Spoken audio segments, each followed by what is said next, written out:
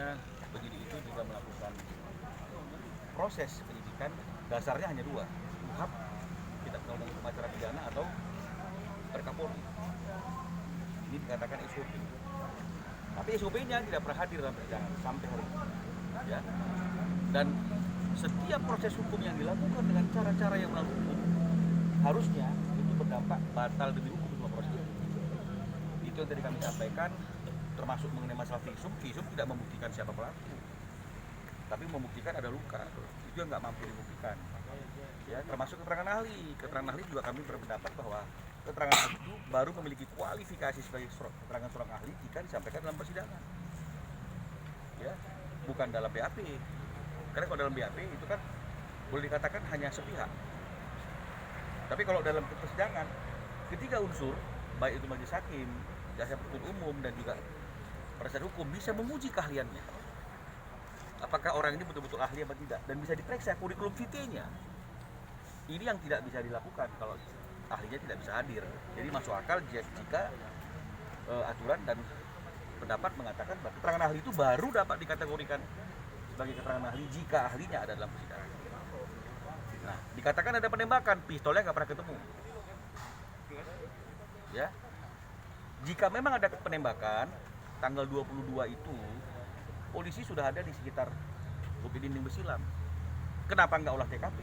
Karena isu yang paling besar kan adalah isu penembakan, isu penyerangan, dibandingkan dengan masalah keributan ibu-ibu dengan para klien kami di kantor balai desa. Tapi yang diproses adalah keributan di kantor balai desa, penyerangannya tidak.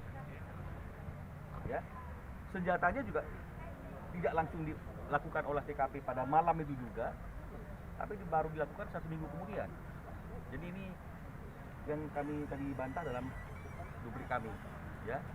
Dan tadi juga kami sampaikan surat, ya, surat tertulis kepada Kapolres Langkat tentang penetapan 242 atas dugaan keterangan palsu yang disampaikan oleh Susilawati.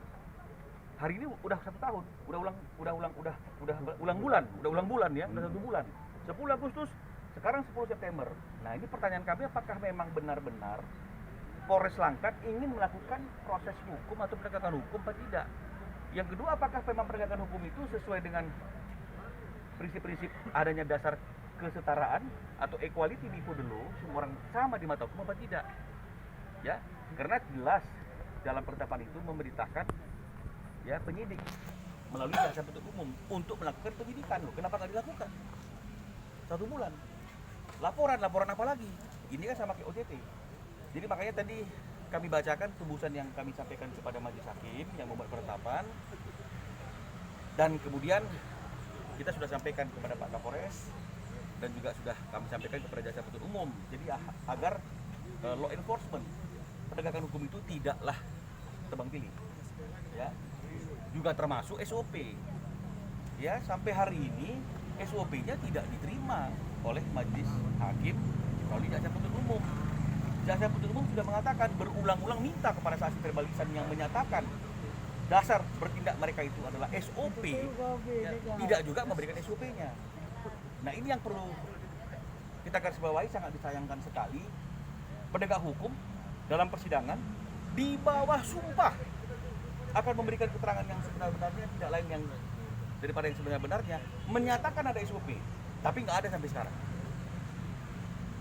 Nah, teman-teman ini dia menerjemahkan bagaimana seorang penegak hukum di bawah sumpah menyatakan dasar bertindaknya adalah SOP, tapi nggak ada SOP-nya sampai hari ini. Ya, karena yang kami ketahui secara hukum ada 2, UHAP dan Kapolri. Makanya SOP ini aneh. Menurut kami nggak pernah tahu ada SOP, makanya kami minta. Nah, jadi kalau nggak pernah diberikan SOP-nya, siapa yang membuat SOP-nya? Siapa yang menandatangani SOP-nya? Seperti yang saya sampaikan dalam persidangan. Apakah Kapolres? Apakah Pak Kapolda? Apakah Pak Kapolri? Ini kan sangat miris. Pada keterangan itu disampaikan oleh penegak hukum di dalam persidangan di bawah sumpah. Aduh, ini yang kami sangat sayangkan dan tadi kami sudah sampaikan dalam persidangan. Ya, terima kasih ya. Jadi Pak Pinola apa artinya itu Pak Pinola kalau nggak ada? Ya, terima kasih. Makanya saya bilang kalau semua saya jawab kan jadi